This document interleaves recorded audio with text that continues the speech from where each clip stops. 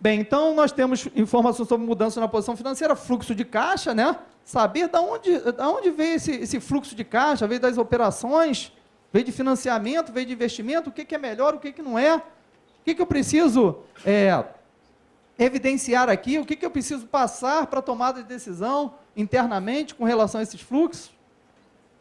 Viu? E quando a gente fala de demonstração, pessoal, nós não só temos que fazer as demonstrações, né? Eu acho que dá tanto trabalho para a gente fazer que depois a gente fica até com preguiça de explicar isso para quem de direito. Mas nós não temos que ter preguiça, não. Aquilo deu muito trabalho e a gente tem que mostrar lá para o nosso diretor, para o administrador, para quem seja, o que reflete aquilo ali dentro do patrimônio da empresa. Né? Ele só tem que pegar um balanço, o balanço está fechado. Não, o que reflete aquele patrimônio? O resultado do exercício, né? Com vários resultados evidenciados ali, a gente só está preocupado com o último, pessoal. Tem tanta coisa dentro da DRE para tomar de decisão, pô. Né? Eu tenho a receita operacional, menos as deduções, receita bruta, menos o custo, receita líquida, tudo isso é relevante, pô. Ah, não, pessoal, é relevante só o resultado, lucro ou prejuízo. Talvez aquilo ali seja o que menos importa, né?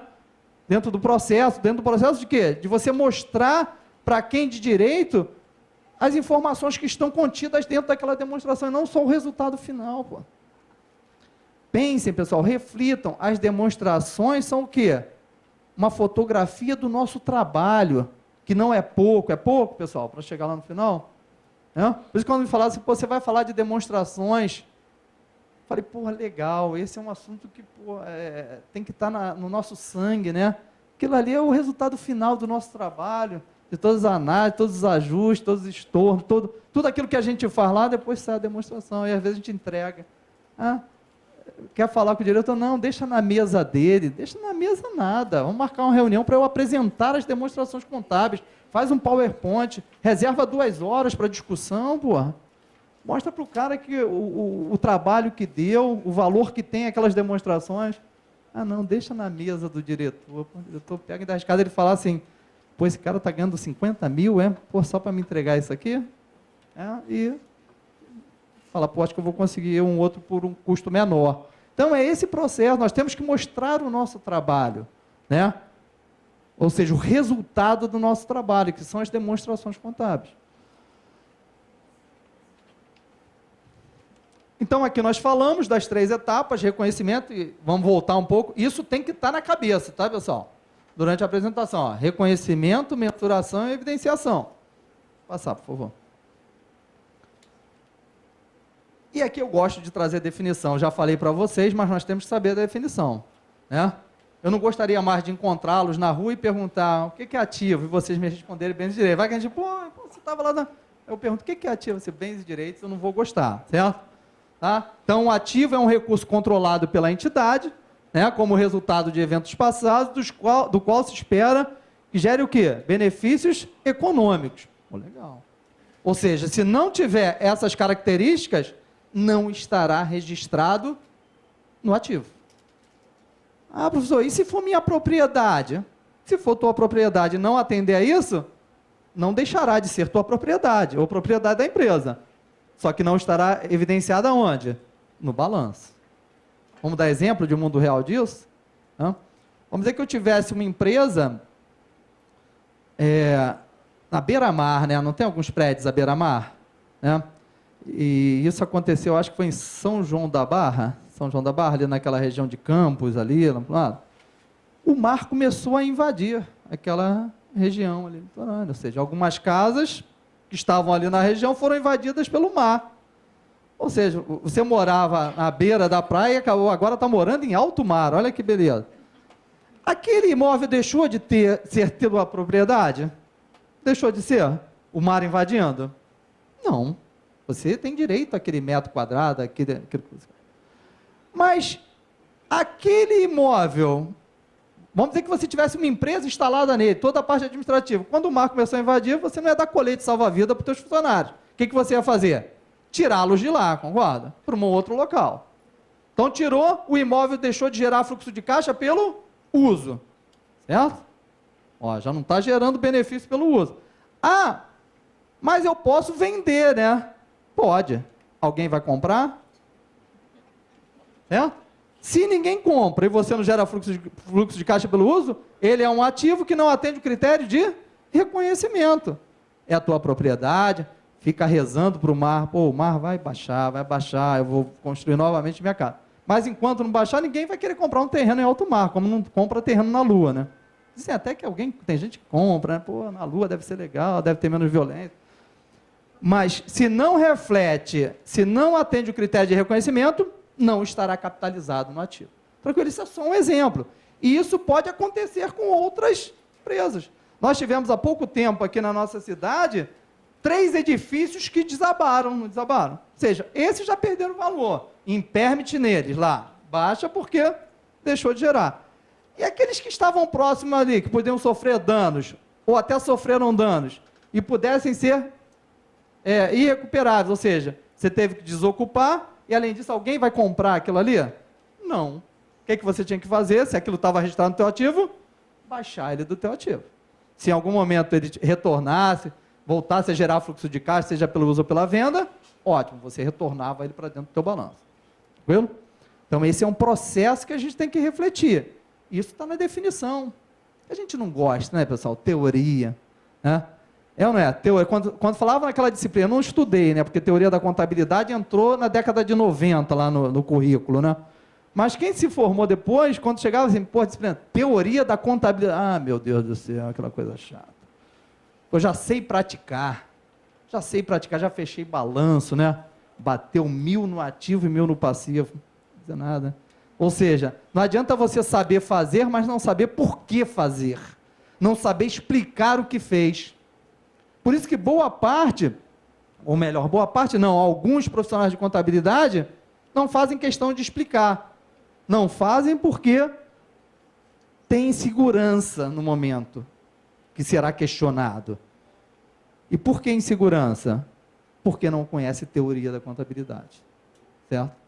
Teoria da contabilidade é uma disciplina tão importante, quando nós formos, ou quem já fez mestrado, sabe que é uma disciplina obrigatória no mestrado.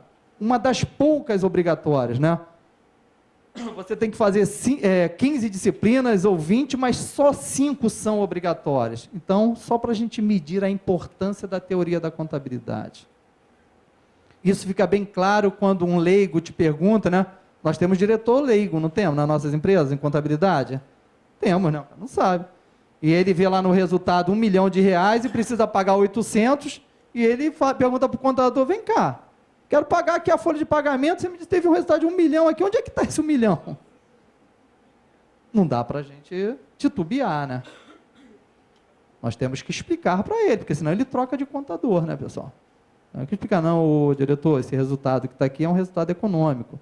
Dentro desse conjunto de receitas aqui, nós temos receitas que ainda não foram recebidas, só foram realizadas, despesas que foram incorridas. Então, esse resultado aqui, nós temos lucros que ainda não foram realizados. Por isso, não estão refletidos no caixa. Pô, diretor, é leigo, bicho, dá uma resposta dessa, ele fica todo, esse cara é bom, entendeu? Agora, se eu falar, eu não sei, cara, acho que eu vou procurar esse dinheiro em algum lugar, deve estar por aí. Não dá. Nós temos que responder com confiança, mas nós temos que saber por que fizemos daquela forma, né? Contabilidade é feita com base no regime de competência, certo? Não é regime de caixa, né? Graças a Deus, né? Que é regime de competência, né? Então, vejam as definições. Passivo, obrigação presente derivada de eventos já ocorridos, certo? Cuja liquidação se espera que resulte em saída de recursos, ou seja, que você vai ter que pagar, e que aquilo te gere o quê? Um retorno financeiro, né? Por exemplo, eu tenho lá no passivo, não tem fornecedores? Fornecedores é o quê? Uma obrigação presente derivada de evento passado, porque ele me deu alguma coisa. Para quê? Para que eu negociasse, gerasse fluxo de caixa, e eu pudesse o quê? Pagar a minha obrigação com ele, certo? Então, fornecedor, tá ali, é um passivo que atende efetivamente aquela definição de passivo. E vejam bem, pessoal, obrigação presente derivada de evento passado. É fato gerador, tranquilo? Fiquem atentos com isso na hora de registrar no balanço, né? Por exemplo, vocês trabalham numa empresa, são contadores de uma empresa que dão garantia dos seus produtos. Garantia do produto significa o quê? que em algum momento você pode ter uma obrigação com o cliente, não é isso? Tranquilo, gente? Todos nós compramos ali um eletrodoméstico que não tem garantia. Quando é dada a garantia, a empresa tem o quê?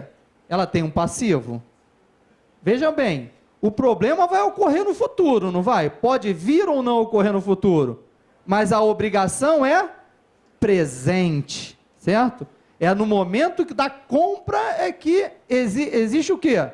Passa a existir o quê? A obrigação. Viu? Olha como é que isso é bacana, né? Ah, não, mas se não acontecer nada, reverte a provisão, pô.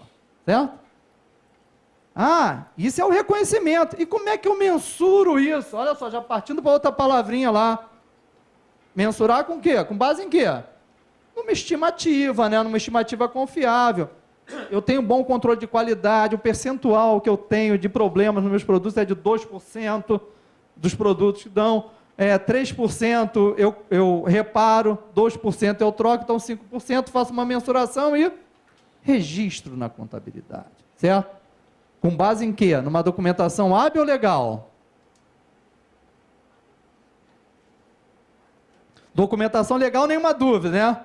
E o que é uma documentação hábil? Capaz de comprovar, tranquilo? Documentação capaz de comprovar. Isso nós temos no caso das provisões para contingências trabalhistas. Você tem algum advogado aqui? Não. Nós não registramos provisão para contingências trabalhistas e cíveis? Somos nós, contadores, que chegamos à conclusão daqueles valores, do qualitativo e do quantitativo, daqueles processos judiciais, pessoal? Mas cada alguém está dizendo, sou eu mesmo, eu que faço. Mas se faz, não é bom, né? Não deveria. Quem é que tem que dar essa informação para a contabilidade? É o departamento jurídico. Pô. É ele que está acompanhando os processos. Ele que sabe qualitativamente e quantitativamente a situação desses processos. Viu? E eles têm que nos passar o quê? Um relatório, tá? Para saber se a provisão ela é provável, se ela é possível, se ela é remota, aspecto qualitativo. E quantificá-la, certo? Quantificá-la para que eu possa o quê?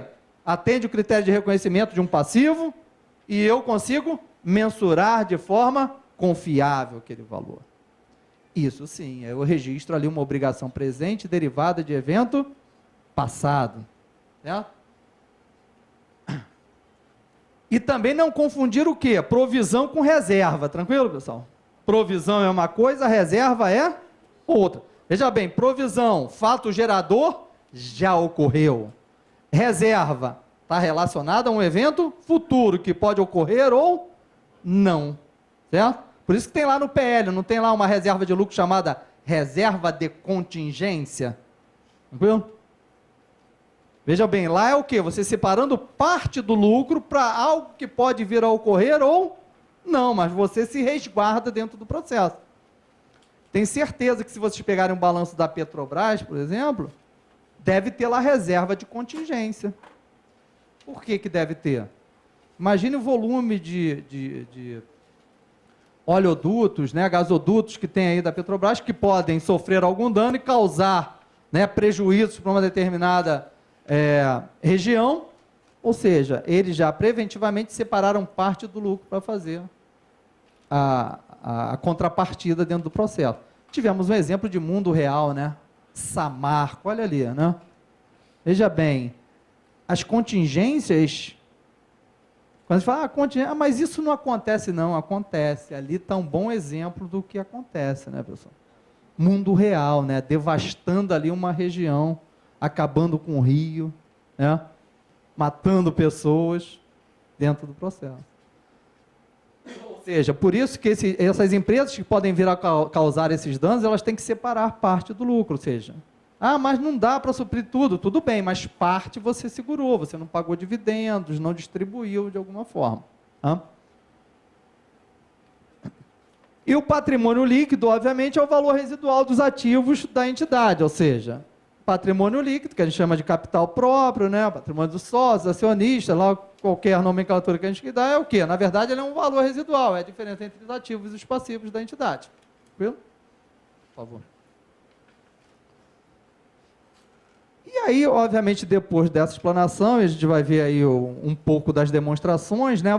Vamos começar a comentar um pouco das mudanças ocorridas e do atual processo de elaboração dessas demonstrações, né? Ou seja, seguindo ali uma ordem, obviamente, criada por mim, né? Podia começar pela DRE, que é a demonstração. Vamos começar pelo balanço. Quando a gente olha para essa estrutura e começa a refletir, né? Ah, legal, teve mudança no balanço. Eu preciso me preocupar muito com isso? Não muito, né? Mas eu tenho que estar atento às mudanças. Por quê? A primeira mudança que a gente vê relevante ali na nova composição é que passou a estrutura do ativo ser ativo circulante e não circulante. Pô, essa mudança é relevante? Não. Antigamente, o que não era circulante era o quê? Não circulante. Só que tinha outro nome, certo?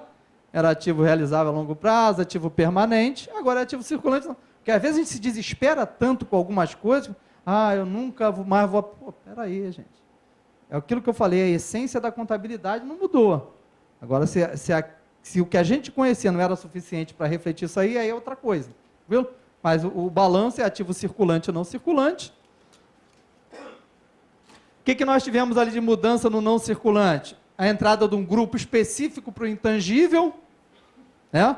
Ou seja, antes o ativo intangível era registrado no imobilizado, no diferido, não tinha uma definição, agora está separado, né? O que é tangível, relacionado à atividade fim da empresa, imobilizado, certo? O que é intangível, né? Bens incorpóreos, né? Destinados à atividade fim da empresa, é o que? No grupo intangível. Olha a importância disso, você destacar dentro do teu balanço os intangíveis. Em algumas empresas, são os principais geradores de fluxo de caixa, são os intangíveis, certo? Sejam eles desenvolvidos internamente, sejam eles adquiridos, eles são geradores de fluxo de caixa. Hoje você tem um grupo definido ali de intangível, certo? Os assuntos legais, né, o CPC 4, lá falando de intangível, que a gente tem que ler esses pronunciamentos para que a gente possa entender melhor o que é o intangível. É fácil reconhecer um intangível, né? O intangível é um ativo, ele tem que atender os critérios de reconhecimento de um ativo. Além disso, tem que atender os critérios de reconhecimento de um ativo intangível, né? Ativo não monetário, identificável, sem substância física. O que é esse identificável? O que é esse identificável? Como é que eu identifico um intangível dentro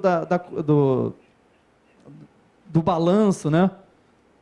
Como é que eu identifico? O nome já diz, identificar é você o quê? Conseguir mensurar o custo que você teve, se ele for desenvolvido internamente, de produção daquele ativo. Como é que eu consigo mensurar isso? Eu não posso deixar, por exemplo, eu vou lá na minha área de TI, na minha empresa, e peço para ele desenvolver um software. O software é um intangível? É. Se ele é um intangível, ele estará registrado no balanço, pessoal? Sim ou não? Sim? Ele é um intangível, estará registrado? Só se atender aos critérios de reconhecimento, tranquilo? Esse é o processo. Tranquilo? Por isso que a gente tem que refletir a contabilidade. Ele é um software. Um software é um intangível, tudo bem. Ele ser um intangível é uma coisa, ele está reconhecido no balanço é outra. Tem que atender os critérios de reconhecimento. Então, como é que a gente identifica isso? Vamos dar um exemplo aqui rápido e simples para que a gente entenda. Então, eu pedi para desenvolver um software na minha área de TI. Beleza, o software é um intangível, mas para ele ser reconhecido no balanço, ele tem que atender os critérios de reconhecimento. E um deles é o quê? Uma mensuração confiável. Então, eu não posso dar para a minha área de TI, ela desenvolver o software, e não controlar o quê? Os custos de desenvolvimento do software. Ela, por exemplo, pode parar vocês 3 da área de TI, e que vocês fiquem 3 meses produzindo software. Cada uma de vocês ganha R$25 mil. 75 mil vezes 3, ou seja, vocês após 3 meses me deram um software que vai gerar fluxo de caixa para a minha empresa, benefício futuro, que eu tenho controle sobre ele, foi gerado internamente, e eu consigo ter uma mensuração confiável, com base em quê? Na mão de obra. Agora, se vocês, além de estarem fazendo aquele software, estivessem fazendo um monte de coisa, eu não consigo o quê? Identificar o custo que eu tive. Dessa forma, esse custo que eu tive, que não consegui identificar, vai para onde? Para onde, pessoal? Se eu não vou registrar no ativo, o custo vai para onde? Despesa. Tranquilo? Veja bem, eu não posso jogar para resultado aquilo que eu poderia, de alguma forma, capitalizar no ativo. Tranquilo, pessoal? Ah, professor, mas resultado é bom, que reduz a base de cálculo do imposto de renda. Aí não dá, né, gente? Não chegamos até aqui para isso, né? Tranquilo? Nós temos que refletir o patrimônio. Se aquilo vai gerar fluxo de caixa pelo uso durante um tempo, eu tenho que fazer o quê? Capitalizar ele no ativo, confrontar a receita que ele vai me gerar com a despesa, como ele é um intangível, o quê? Da amortização daquele bem pela vida útil que eu defini.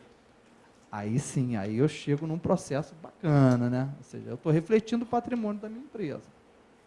Tá?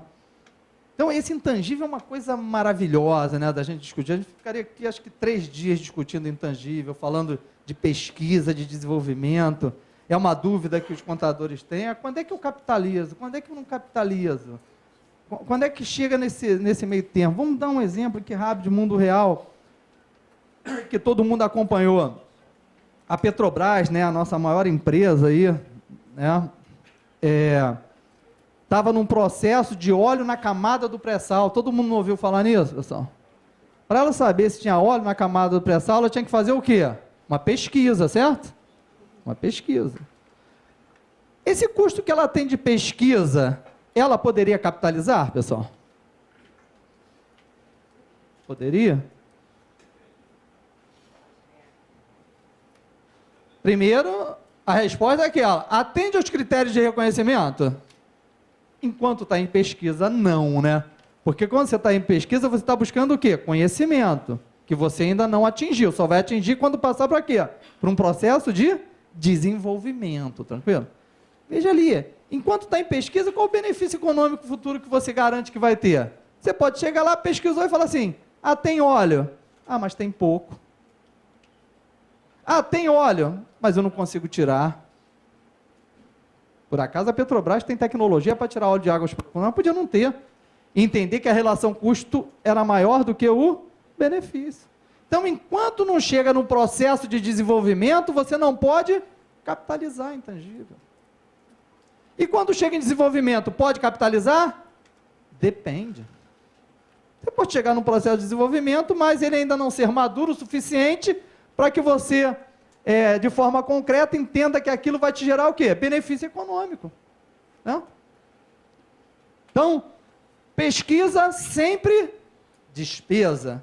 Desenvolvimento, começamos a refletir sobre capitalizar ou não no ativo. Tranquilo? Por que eu falo isso quando chega de desenvolvimento? Porque você pode chegar num processo de desenvolvimento, quando que a Petrobras chegou, pesquisou, tá bom, tem óleo suficiente, eu consigo vender, porque óleo o mundo compra, e se eu não tiver recurso financeiro para tirar? Por acaso ela se capitalizou, buscou recurso no mercado. Aí sim, se ela tem o dinheiro, tem capacidade de tirar, tem quem compre aquele produto, atende aos critérios de reconhecimento de um ativo. Está vendo? Esse é o processo, isso está naquela definição ali. Eu não tenho que imaginar que eu vou... esse aqui eu registro ou não registro? Não, eu tenho que ir aonde? Na teoria. É ela que vai me dar base para o registro ou não no processo. E de intangível, sempre reflitam mais, tá? Quando vocês se depararem com um intangível na frente de vocês, lembrem de mim. Vou lembrar daquele professor, aquela palestra à tarde, perdi meu dia de trabalho e tudo. Mas ele falou, quando eu me deparar com o intangível, eu tenho que refletir sobre ele, se ele atende efetivamente os critérios de reconhecimento. Porque se não atender, não pode capitalizar no ativo, e sim registrar como despesa. Então, aí nós tivemos essa mudança, que é relevante.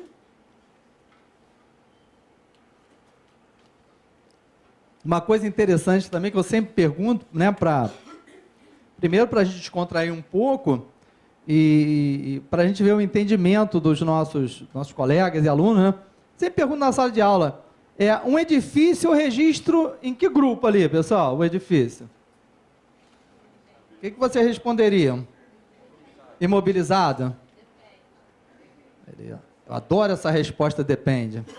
Eu já tive até aluno meu que botou na resposta da pergunta que eu fiz depende. Estava até certo, desde que ele justificasse. É isso aí, é depende mesmo. Depende por quê? Vamos lá, quem respondeu aí? Oi? É isso, gente. Veja como é que a gente sai daqui. Antes, quando eu estudava, quando falava edifício é imobilizar, porque ele fica paradinho ali. Não.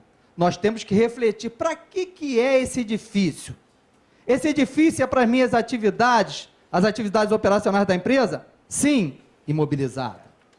Ah, esse meu ativo é para gerar renda ou valorização do capital? Investimento. Ah, esse ativo estava aqui registrado em investimento, mas agora eu tenho um compromisso efetivo de venda desse ativo. Ele será o quê? Ativo não circulante mantido para venda, registrado no ativo circulante. Ou seja, isso envolve CPC 27, imobilizado, CPC 28, propriedade para investimento, CPC 31, ativo não circulante mantido para venda. Olha só como é que muda isso. Como é que eu vou registrar no imobilizado aquilo que não é relacionado à atividade fim? Se nós formos buscar balanços dessas empresas aí, é arriscado ter várias propriedades para investimento registradas onde? No imobilizado. O cara fazendo depreciação de algo que não está relacionado à atividade fim dele. Algo que no balanço, se tivesse como investimento, poderia estar registrado por valor justo, ou seja, aumentando o seu patrimônio, obviamente, se ele tivesse valorizado. Olha que incoerência que a gente consegue ver aí dentro dos processos. Por quê? Às vezes o cara, não, isso é edifício, é imobilizado. Não. Por isso é aquilo que eu falei para você. Nós precisamos refletir a contabilidade, né? Contabilidade não é uma receita de bolo, né? Por isso que a gente fala, acabam as regras. As regras era bom para explicar, porque era muito objetivo, né? Agora eu tenho que o quê? Ter fundamentos, né? Justificar, por isso que a resposta depende é legal. Depende, mas todo depende precisa o quê? Ser justificado. Viu? Não dá para responder depende e ganhar meio ponto. Ah, botou depende, vai ganhar meio ponto. Não, é arriscado ainda perder um, tranquilo? Se não justificar. Porque tentou enganar o professor. Lembra lá quando a gente fazia a prova de balanço e o balanço não fechava, mas mesmo assim no total a gente botava o mesmo valor? Eu tirava um ponto. O cara, o professor não vai ver não, fechou 1.000 e 1.000, aqui não, né? A soma dava 1.900 aqui do lado, o cara botava 1.000, não vai ver, não vai somar. Somava e ainda tirava um ponto, porque tentou o quê? Iludir o professor, né? Então, dentro do processo, vejam, são coisas simples que a gente tem que estar antenado. Por quê? Os pronunciamentos estão aí, 46 pronunciamentos, né? Para a gente ler no ônibus, para a gente ler no final de semana, no feriado, naquele feriado, não tem nada para fazer. Pô, vou ler pronunciamento. É isso, é atualizar. Isso vai de cada um. Ah, eu quero saber mais, eu preciso valorizar aqui meu processo, eu preciso conhecer. É de cada um. Isso é planejamento. São 46 pronunciamentos, são 4.000 páginas, lá o que seja. Ah, eu preciso ler tudo? Talvez não, mas eu tenho que ler, eu não posso ficar parado no tempo. Senão vem uma indagação dentro da tua empresa, ou de um local que você vai buscar um outro mercado de trabalho, alguma coisa, e você não consegue responder. Eu brinco com meus alunos nos cursos de gestão de negócio, de contabilidade, de tributária, lá o que seja, falo, nós temos que conhecer os 46? Não, mas nós temos que conhecer alguma coisa. Eu não posso chegar e me perguntar pelo pronunciamento do CPC 28, 27, 30, ou o cara pode não saber também e falar assim, dá para você falar de alguns pronunciamentos aí? Você fala de 5, 6, 10, aquilo que você sabe, o cara talvez fique impressionado, porque nem ele sabe aquilo. Né? Eu ouso dizer que poucos contadores sabem muito sobre os 46 pronunciamentos. Cada um dentro do seu processo vai conhecer aquilo que é para efeito dentro do profissional, ele precisa, e obviamente quando ele tiver dentro do seu planejamento, estudar outros também que ele talvez não precise naquele momento, mas que ele pode vir a precisar no futuro, tranquilo? Então esse é o processo que a gente tem que caminhar. Passa aí o... Dentro do passivo, nós temos ali a estrutura de passivo circulante e não circulante, também o que não era circulante era não circulante. O que saiu dali? Ó? Resultado de exercícios futuros. Bacana aquele grupo, né? Que existia, ninguém sabia para quê, muito bem. eram feitos registros de forma errada dentro daquele grupo, né? E ele acabou. Mas tem ali, ó, receitas e menos os custos diferidos, que na verdade é justamente para registrar aquilo. E por que aquilo está no passivo? Por que receita diferida está no passivo, pessoal? Passivo não são as obrigações presentes derivadas de evento passado? Se está ali é porque atende a esse critério. Ou seja, é algo que você recebeu antecipadamente, mas que pesa o quê? Uma obrigação de entrega de bens e serviços. Porque se não pesasse, estava onde? No resultado. Então, é essa a reflexão. Espera aí. Eu recebi uma receita antecipada, mas se pesa uma obrigação de entrega de bens e serviços, eu tenho que fazer o quê? Registrar como um passivo. É uma obrigação presente derivada de um evento passado. Isso fica claro, um exemplo de mundo real, é nos clubes de futebol, né? Nossos clubes aqui do Brasil, todos nadando em dinheiro, né, pessoal? Ou seja, as receitas que eles têm de televisão lá de 2020, eles já receberam em 2016. Ah, recebeu a receita agora de 2020, 19, 18, recebeu agora? É receita no resultado?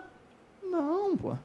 Ele vai ter que o quê? Jogar para a televisão transmitir os jogos, então aquilo é o quê? Na verdade, é uma receita antecipada que ele está recebendo. Ele não pode jogar para o resultado. Ele tem que jogar de acordo com o quê? Com a competência. Tranquilo? Na verdade, está recebendo um adiantamento. Pesa uma obrigação de ele entregar o quê? O serviço ali dentro do processo. Para a gente ter ideia de como funciona isso dentro da contabilidade, né? Eu já vi coisas aí do arco da velha. Pior, a pessoa ter registrado ali, em resultado de exercício futuro, foi antes da convergência, você perguntava, vem cá, mas isso aqui pesa a obrigação de entrega de bens e serviços, por que você registrou aqui? Porque sempre foi feito assim.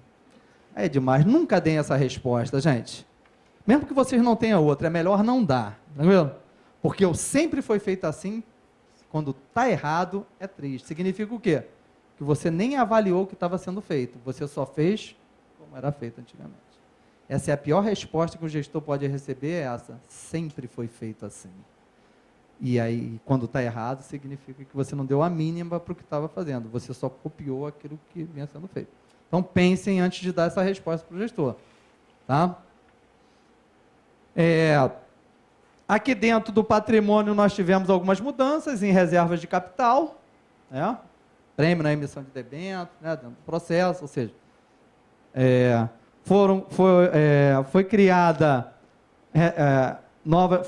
novas reservas de lucro, ações de tesouraria, na verdade já existia dentro do processo, é quando você compra ações da sua própria emissão. Vejam que ali agora não tem mais a figura do lucros ou prejuízos acumulados. Na verdade, isso acho que desde 93 já não tinha essa figura, mas a gente insistia em deixar lucro ali. Lucro é para ser o quê? Distribuído. Ou você paga dividendos, aumenta capital, constitui reserva de lucro, mas não dá para, não, vai ficar aqui. Tão bonita essa conta aqui, lucros, acumular. Não, lucro é para ser o quê? É para dar destinação ao lucro. Por isso que ali só figura lucro. Aí teve gente que falou assim, então acabou a demonstração de lucros ou prejuízo acumulado? Não, gente. A demonstração é ao longo do tempo. Lá no final você pode dar lucro ou prejuízo, mas o lucro, se tiver lucro, você vai destinar. Ele não vai ter um saldo de lucro. Terá um saldo de prejuízo, se tiver prejuízo no processo. Passa, Renan, por favor. E aí a gente fala um pouquinho do CPC 26, dentro do nosso objetivo aqui, que é a apresentação das demonstrações contábeis. O que ele diz ali? É obrigatório pelas inúmeras alterações já realizadas na contabilidade, então nós temos, na hora de evidenciar um relatório contábil, observar o CPC 26, tá? Que fala das demonstrações. A maior novidade é a introdução de resultados abrangentes, que se constituem nos resultados não realizados, e que transitam por onde? Pelo patrimônio líquido. Então a gente vai ver essa demonstração aqui. Esse é um ponto de destaque dentro do processo, ou seja, nós temos oscilações dentro do patrimônio.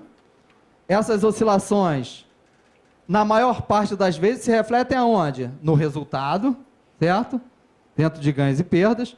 Mas dentro do processo agora de convergência, você tem oscilações que impactam o patrimônio líquido, certo? Você pode ter ganhos ou perdas dentro desse processo. Tá? Podemos dar alguns exemplos aí de mundo real, né?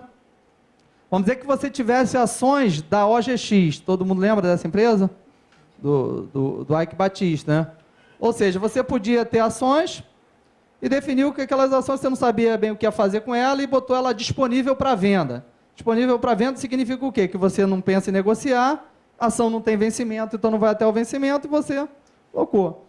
Ou seja, toda oscilação dessas ações, quando você classificou, ou melhor, o operador, quem adquiriu essas ações, definiu que é disponível para venda, a oscilação dela será onde?